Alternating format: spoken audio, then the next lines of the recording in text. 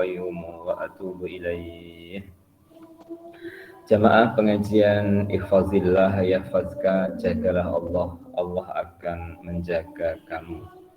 Hadis yang disampaikan oleh baginda Rasulullah Shallallahu Alaihi Wasallam. Salah satu di antara cara kita jaga Allah adalah sabar dengan ketentuan-ketentuan Allah, sabar dengan ujian-ujiannya, sabar dengan qada dan qadarnya.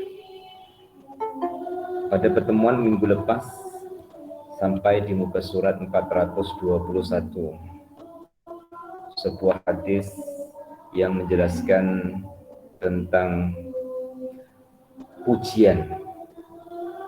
Dalam suasana apapun tetap memuji Allah. Dalam suasana suka memuji Allah, dalam suasana duka memuji Allah. Itu bukan mudah. Tapi insya Allah dengan latihan, dengan bimbingan majelis ilmu dan pengajian, sedikit demi sedikit kita boleh merasakan kasih Allah itu melebihi dari ujian yang kita hadapi. Sebagaimana kasih itu terhadap anak, walaupun sebenarnya tidak dapat kita bandingkan kasih Allah kepada hamba dengan kasih ibu terhadap anak.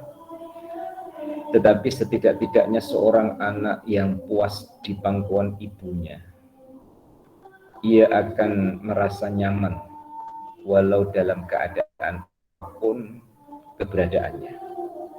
Seorang hamba akan merasa nyaman dengan Allah, akan merasa nikmat dengan Allah, walaupun dalam suasana apa saja yang dihadapinya. Tentu ucapan saya ini tidak mudah untuk dilakukan, termasuk pada diri saya sendiri, melainkan dengan pertolongan Allah Subhanahu wa Ta'ala juga cara kita memahami hidup, cara kita memandang tujuan hidup, dan cara kita mendapatkan kebahagiaan di sebalik kehidupan yang terus dan silih berganti antara dua kemungkinan. Kemungkinan susah, kemungkinan senang, kemungkinan suka, kemungkinan duka, dan lain-lain. Pada kesempatan pagi ini kita teruskan di waktu yang agak ringkas ini, muka surat 421 pada penggal yang kedua, sebuah kisah para wanita selalunya menyeret kaum lelaki dengan berbagai musibah menuju kerusakan. Ini bukan merendahkan martabat perempuan, pun juga bukan mencari salah kepada perempuan. Hanya ini hasil dari kajian yang berdasarkan hadis Rasulullah SAW, bahwa baginda ada menyebutkan dalam kematian anak-anak mereka, kaum wanita lebih tertekan dan mengalami histeria, bahkan jauh melebihi kaum lelaki. Tatkala Rasulullah SAW mengunjungi mereka, beliau bersabda, "Ma minkunna imra'atun taqaddama salasatun illa kanu laha hijaban minan nar." Yang artinya apabila seorang dari kalian 3 anaknya meninggal, maka mereka akan menjadi penghalang baginya dari api neraka. Salah seorang wanita bertanya, "Kalau 2, bagaimana ya Rasulullah?" Rasulullah menjawab, "Dan 2 juga begitu." Wanita itu bertanya lagi, "Kalau 1?" Pada sebagian riwayat beliau bersabda, "Dan 1 juga." Muslimin muslimah jamaah pengajian Ihfazillah Yahfazka. Secara spesifik Rasulullah menyebut anak. Secara umum adalah yang dikasihi. Berpisah dengan sesuatu atau seseorang yang dikasihi, tentu berat rasanya, berat untuk menanggungnya. Kemudian bagaimana kita saya dan muslimin muslimah untuk menetralkan, setidak-tidaknya netral, walaupun belum mampu untuk menghilangkan, netral terlebih dahulu, menetralkan suasana dan menetralkan keadaan. Netral itu berarti nol ataupun kosong, mengkosongkan dan mengembalikan kepada asal. Pertama, mengembalikan kepada asal adalah asal tiada menjadi ada, itu diadakan. Asal wujud diwujudkan.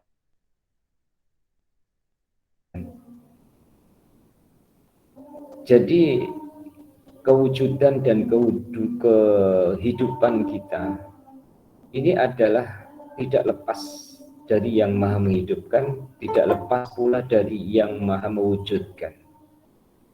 Sehingga awal kita diwujudkan dan dihidupkan oleh Allah itu tidak memiliki apa-apa, melainkan memiliki Allah.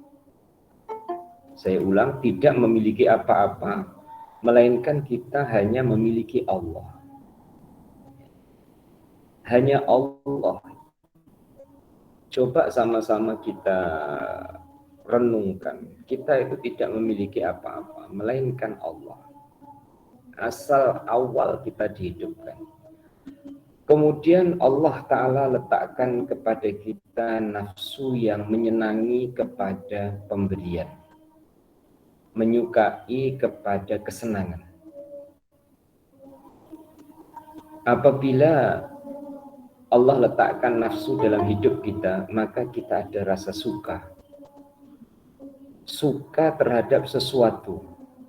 Dan sesuatu yang kita suka itu kadang kita lupa bahwa itu adalah milik Allah. Sekali lagi, sesuatu yang kita suka itu kadang kita lupa kalau itu adalah milik Allah. Saat terjadi perpisahan atau saat dipisahkan, pengobatnya hanya satu. Apa? Kembali kepada Allah.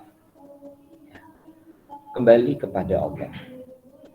Namun Allah Subhanahu wa Ta'ala suasana, kemampuan hamba dalam menghadapi kondisi dan keadaan, kemampuan hamba dalam menghadapi ujian dan cobaan. Allah Ta'ala selalu memberi kabar gembira. Allah Ta'ala memberi kabar yang boleh menjadikan hamba itu semakin kuat dan erat harapannya dengan balasan yang Allah Subhanahu wa Ta'ala janjikan. Seperti Allah Ta'ala beri keturunan. Siapapun dari seorang ayah ataupun ibu pasti ada rasa kasih kepada anaknya. Rasa kasih kepada anak itu ujian. Sehingga ada yang disertai hidupnya bersama dengan anaknya seminggu. Lepas itu meninggal. Ada yang disertai hidup bersama dengan anaknya 30 tahun. Lepas itu meninggal. Ada yang disertai hidup bersama dengan anaknya masih hidup, dia pula yang meninggal. Ketentuan ini bukan kita yang menentukan, pun juga bukan kita yang mengendalikan. Pengalaman hidup dari orang di sekeliling kita, ataupun yang paling besar, pengalaman hidup dari sejarah Rasulullah Shallallahu Alaihi Wasallam. Baginda menghadapi kematian putranya, putrinya sebelum baginda wafat, kecuali satu, Sayyidatina Fatimah radhiyallahu anha. Allah Subhanahu wa Ta'ala memisahkan yang dicintai. Apakah Allah Ta'ala menyakitkan, mengecewakan? Sekali-kali jamaah ihfazillah yahfazka, jangan punya persangkaan yang tidak betul dengan Allah Ta'ala. Allah Subhanahu wa Ta'ala itu kasih dan maha pengasih. Allah itu sayang dan maha penyayang. sayang dan kasih Allah Subhanahu wa ta'ala kepada hamba-hambanya, khususnya hamba yang beriman, berbagai cara Allah ta'ala mengujinya. Dengan berbagai cara Allah menguji, hamba yang beriman insya Allah pasti akan semakin erat dan kuat hubungannya dengan Allah ta'ala. Erat dan kuat hubungan dengan Allah ta'ala inilah bukti keimanan, bukti keyakinan.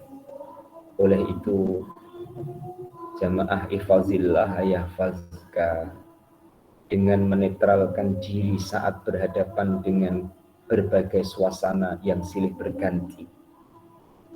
Dan menetralkan itu adalah mengembalikan urusannya kepada Allah dan mengingati bahwa hidupnya dihidupkan, wujudnya diwujudkan. Asal tiada menjadi ada, asalnya tidak punya menjadi punya, kemudian diambil oleh Allah Subhanahu wa ta'ala pemiliknya. Tidakkah kita merelakannya? Kemudian Allah ta'ala mengabarkan tentang gantinya. Allah bukan mengambil percuma, tetapi Allah mengambil karena Allah menyiapkan gantinya. Untuk peringkat orang-orang awam, insya Allah disebut kabar gembira.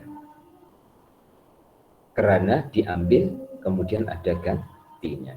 Berapa kali dalam satu hari ataupun dalam satu minggu yang sering kita lakukan pergantian atau transaksi. Kita keluarkan duit, kemudian kita dapat barang. Saya contohkan, puan-puan keluarkan duit 100 ringgit, kemudian puan-puan dapat jubah ataupun dapat baju kurung. Kemudian coba puan-puan balik. Puan-puan buat baju kurung, kemudian saya yang beli. Kira-kira puan-puan mampu ke tidak untuk buat itu? Walaupun kadang kita mengatakan, oh baju itu harganya mahal ataupun terlalu mahal. Coba sekarang dibalik, puan yang buat, orang itu yang beli. Mungkin kita tidak mampu untuk menyiapkan, walaupun dikasih upah 100 ringgit ataupun dibeli dengan harga 100 ringgit. Artinya, pelajaran yang pertama adalah kebiasaan kita transaksi melepaskan barang mendapatkan barang. Ya, melepaskan uang untuk mendapatkan barang. Tidakkah kebiasaan itu menjadi pelajaran kita dengan Allah Subhanahu wa ta'ala? Memang tidak sepatutnya dengan membahasakan transaksi kita dengan Allah. Artinya tak apa ya Allah engkau ambil tapi saya minta ganti. Tak apa ya Allah engkau ambil tapi engkau tambah pemberian. Tanpa seperti itu, tanpa negosiasi, tanpa transaksi, Allah Ta'ala Maha Tahu. Sesuatu yang Allah Ta'ala beri, kemudian lekat di hatinya, ada rasa cinta kepadanya. Setelah itu Allah Ta'ala ambil, Allah kasih obat. Namanya pengganti, ganjaran ataupun pahala. Apa yang Allah kabarkan? Illa kanu laha hijaban minan nar. Melainkan yang diambil oleh Allah yang berupa buah hatinya, anak-anaknya itu penghalang baginya dari api neraka. Dan siapapun di antara kita dalam berdoa memohon kepada Allah dengan rahmatnya masuk ke dalam surga, dan dengan rahmat Allah Ta'ala juga dilindungi oleh Allah Ta'ala dari azab api neraka. Segala puji bagi Allah yang menjadikan keutamaan matinya seorang anak yang soleh, lalu menyerahkan hanya untuk Allah semata, dan balasannya yaitu surga yang luasnya mencapai langit dan bumi dengan izin Allah Subhanahu wa Ta'ala. Sebagai tambahan sebelum yang keenam, kadang takdir itu dirasakan seperti pukulan, atau takdir itu dirasakan seperti paksaan. Karena saat manusia tidak berdaya dan memang tidak berdaya untuk menghadapi takdir Allah Subhanahu wa Ta'ala, keharusan dan kewajiban bagi manusia adalah menerima.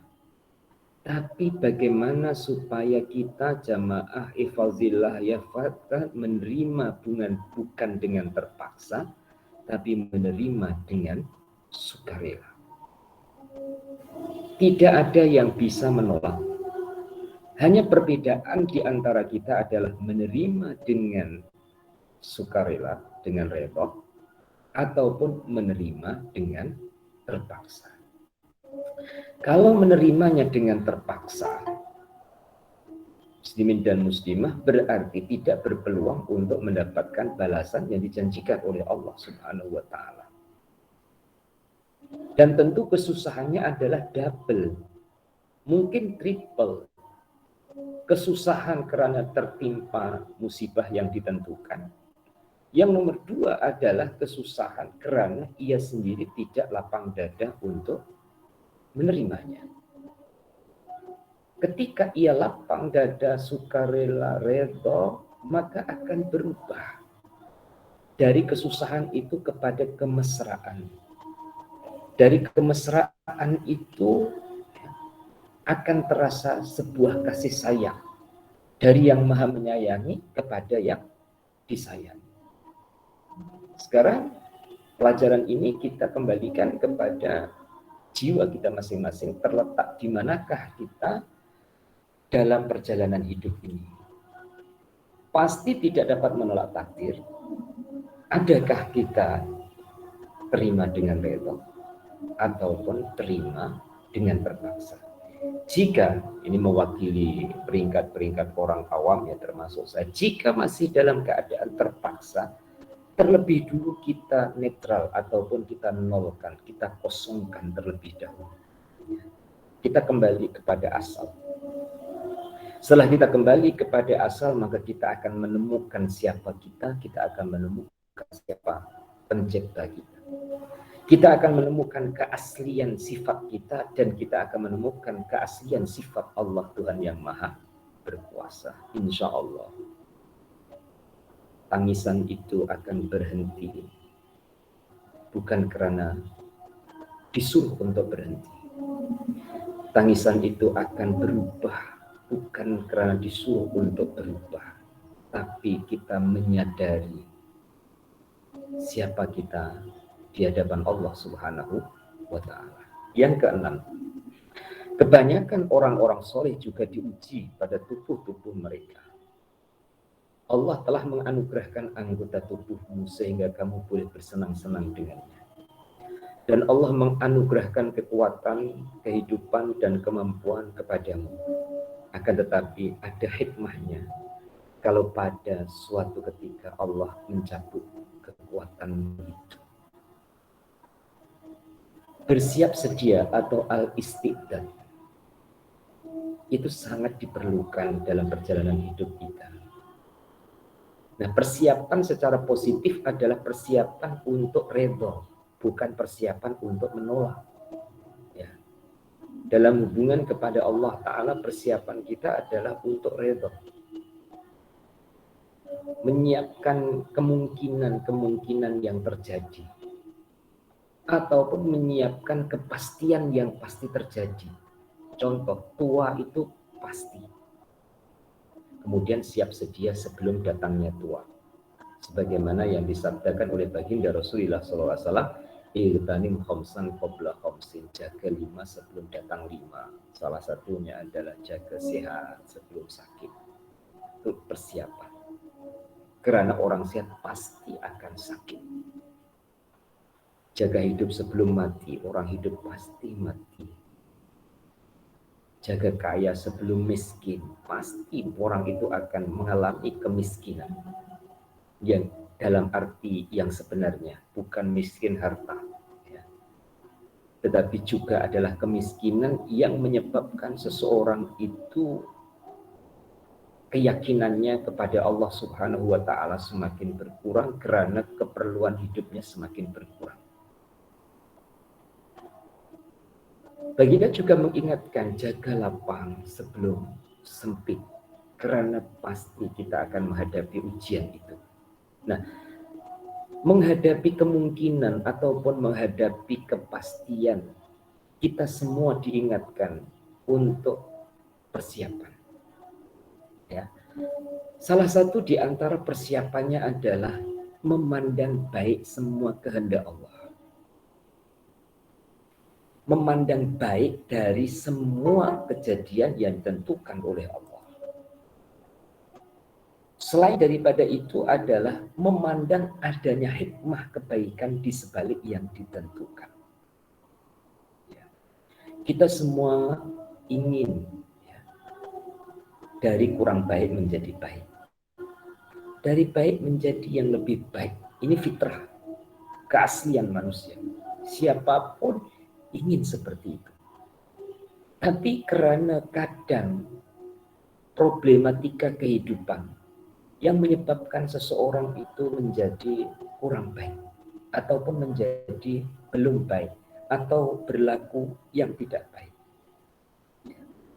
Oleh itu, jamaah ifazillah yahfazka, jangan membiasakan berburuk sangka kepada orang lain karena kita sendiri belum tentu jika seperti keadaan dia mampu bertahan dalam kebaikan. Justru kita akan terus banyak berdoa kepada orang lain dengan doa kebaikan, yang doa kebaikan itu hakikatnya adalah akan kembali kepada orang yang berdoa. Diteruskan lagi di bawahnya. Para ulama, para ahli sirah dan para ahli biografi menyebutkan tentang sejarah hidup Urwah bin Zubair radhiyallahu anhu, anak dari seorang pembela setia Rasulullah SAW yang merupakan periwayat yang paling besar dalam kitab hadis dari Sayyidatina Aisyah radhiyallahu anha. Mereka menyebutkan bahwa Urwah menghatamkan Al-Quran selama 4 hari. Dalam biografinya, para ulama mengatakan bahwa Allah hendak mengangkat derajatnya di sisinya. Lalu dia menimpakan ujian kepadanya, di mana di tengah perjalanan menuju ke negeri Syam, ia terkena penyakit gatal di kakinya. Maka berkumpullah para tabib untuk mengobatinya. Mereka mengatakan, kami akan memotong kakimu dari telapak kaki. Dia berkata, saya akan sabar dan tidak ingin dipotong. Lalu penyakit itu merebak ke betisnya pula. Maka mereka mengatakan, kami akan memotongnya dari betis. Dia berkata, saya akan bersabar dan tidak ingin dipotong. Akhirnya penyakitnya itu menyerang sehingga ke pahanya. Mereka berkata, kamu tidak mempunyai jalan keluar selain memotong kakimu. Kalau tidak, kamu akan meninggal dunia. Dia berkata, Allah lah tempat kita minta pertolongan. Sesungguhnya kita milik Allah dan kita akan dikembalikan kepadanya. Para tabib pun berkata, kami tidak akan memotongnya, sehingga kami memberi dahulu kamu minum dengan secangkir arak. Dia berkata, Maha Suci Allah, saya tidak akan menghilangkan akal yang telah diberikan Allah kepadaku. Demi Allah, sekali-kali tidak. Tetapi jika saya berwudu dan melaksanakan sembahyang, kemudian potonglah pahaku. Lalu beliau pun berwudu menghadap kiblat dan mulai melakukan sembahyang. Dan dalam sembahyang dia bermunajat kepada Allah. Dia membaca ayat-ayat Al-Quran yang jelas dan dengan sepenuh jiwanya. Lalu para tabib mendatanginya dengan membawa gergaji. Lalu mereka memotong kakinya. Tatkala darah mengalir dengan sangat banyak sekali, beliau terus jatuh pingsan, tiada sadarkan diri. Setelah beberapa jam kemudian dia pun sadar, lalu mereka berkata, semoga Allah memperbaiki kesabaranmu atas kepergian anakmu yang mati dipijak oleh tunggangan khalifah. Maha Suci Allah, pada saat sulit yang baru dihadapinya itu, anaknya pula dipijak oleh binatang peliharaan milik khalifah hingga meninggal dunia. Lihatlah kelemah lembutan Allah dan hikmahnya dalam menetapkan takdirnya. Urwah bin Az-Zubair berkata, segala puji bagi Allah. Sesungguhnya kita milik Allah dan hanya kepadanya kita akan kembali. Ya Allah, bagimu segala puji. Jika engkau mengambil, sesungguhnya engkau telah memberikan. Jika engkau menguji, sesungguhnya engkau telah memberi kesehatan. Engkau telah memberi 4 anggota badan kepadaku. Engkau mengambil 1 anggota badan saja. Bagimu segala puji, dan kepadamu aku bersyukur. Selanjutnya beliau berkata, demi hidupku, engkau tidak mengulurkan tanganku kepada perbuatan yang masih meragukan. Engkau tidak mendorong kakiku kepada perbuatan keji.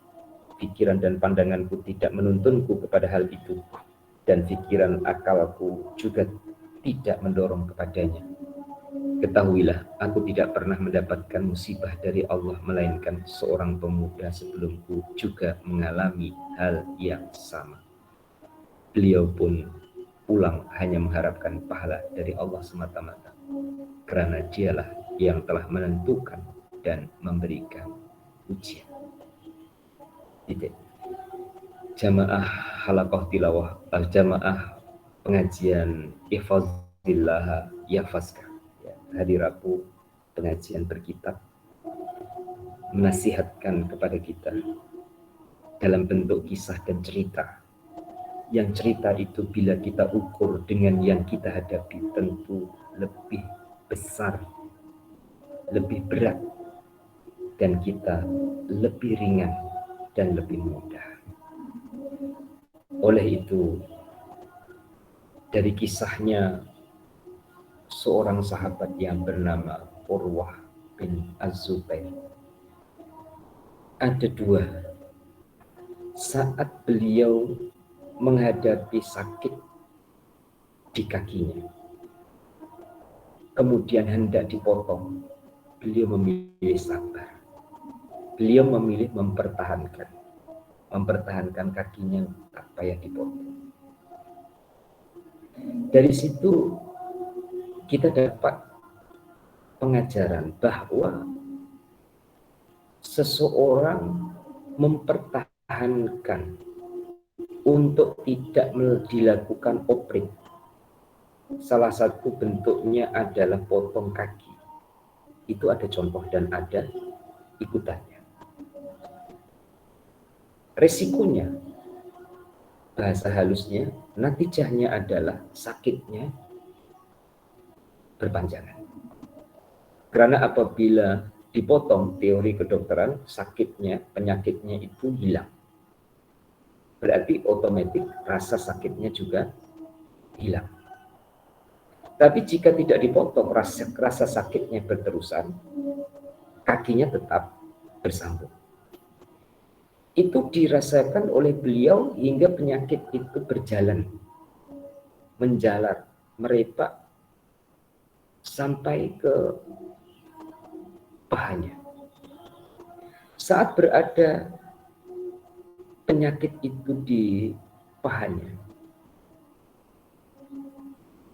Urwah bin Zubair mengambil keputusan untuk mau dipotong.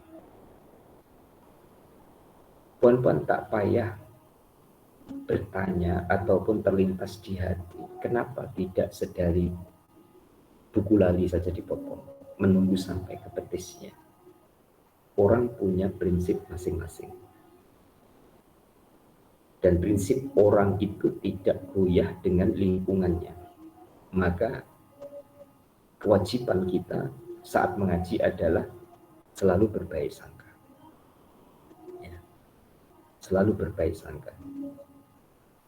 Syaratnya, kata Urwah bin Zubair, adalah potong saat dalam kondisi berwudu dan mengerjakan sholat.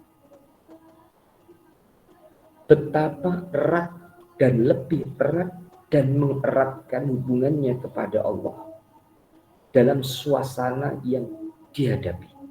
Ini yang penting untuk kita semua, khususnya saya sendiri.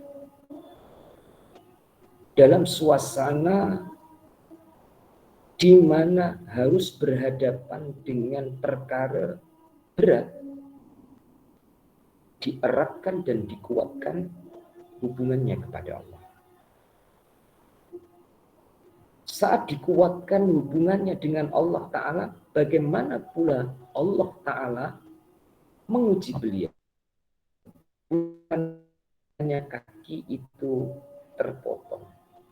Tapi dalam masa yang berhampiran, anaknya pun meninggal. Dalam peribahasa Melayu disebut sudah jatuh tertimpa tangga. Ujian yang pertama dengan ujian yang kedua itu beriringan. Tapi beliau tetap memuji Allah. Ini sulitnya bagi kita. Walau demikian, saya katakan sulit. Semoga pengajian ini membuka minda kita. Sulit itu adalah manusia punya kemampuan yang terbatas. Tapi bila ke Allah yang kuasanya di luar batas adalah mudah. Waktu yang beriringan ujian berat dihadapi oleh Urwah bin Zubair, keluar dari lisannya itu tetap Alhamdulillah. Diterjemahkan dalam bahasa Melayu, segala puji bagi Allah. Arabnya ya Alhamdulillah.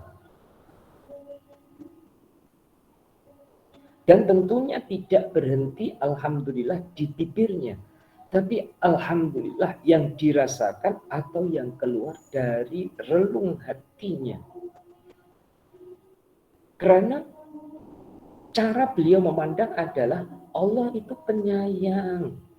Gak mungkin Allah Ta'ala itu menzalimi. Tak mungkin Allah itu menyakiti. Jadi muslimin dan muslimah yang dikasihi oleh Allah Subhanahu wa Ta'ala, itulah yang harus sama-sama kita suarakan di dalam diri kita, ya, ujian kepada Allah dan juga kasih Allah. Bahwanya terkadang cobaan itu sangat sukar bagi jiwa-jiwa manusia. Akan tetapi dengan musibah itu Allah akan mengangkat derajat menuju derajat para nabi dan menghapus kesalahan-kesalahannya orang-orang yang saleh. Jamaah ihfazillah ya fazka. Mohon maaf yang sebesar-besarnya, waktu yang mampu untuk saya persembahkan dalam pengajian pagi ini adalah cukup ini terlebih dulu. Oleh itu saya harus pakai pakaian batik seperti ini karena selepas ini terus berhadapan dengan urusan yang mesti harus saya uruskan. Tadi sebenarnya tangan saya, jari saya itu sudah hampir-hampir tuliskan mohon maaf pengajian ditangguhkan. Tapi karena masih menunggu driver ataupun menunggu yang jemput saya, jadi saya manfaatkan untuk tidak jadi menuliskan pengajian ditangguhkan. Walaupun sedikit pada pagi ini, semoga manfaat dan berkah. Kita akhiri dengan baca doa. Bismillahirrahmanirrahim. Allahumma salli wa sallim ala sayyidina Muhammad wa ala ali sayyidina Muhammad. Alhamdulillahirabbil alamin. Allahumma rzuqna ilman nafi'ah wa amalan shalihan maqbula wa rizqan halalan thayyiban wasi'an mubarakah. Allahumma ja'alna minal ladzina yastami'una qawla fayattabi'una ahsanah bi rahmatika ya arhamar rahimin. Sallallahu ala sayyidina Muhammad wa ala alihi wa sahbihi wasallam. Alhamdulillahirabbil alamin. Taqabbalallahu minkum minna wa minkum taqabbal ya karim. Hadanallahu wa iyyakum ajmain. Assalamualaikum warahmatullahi wabarakatuh.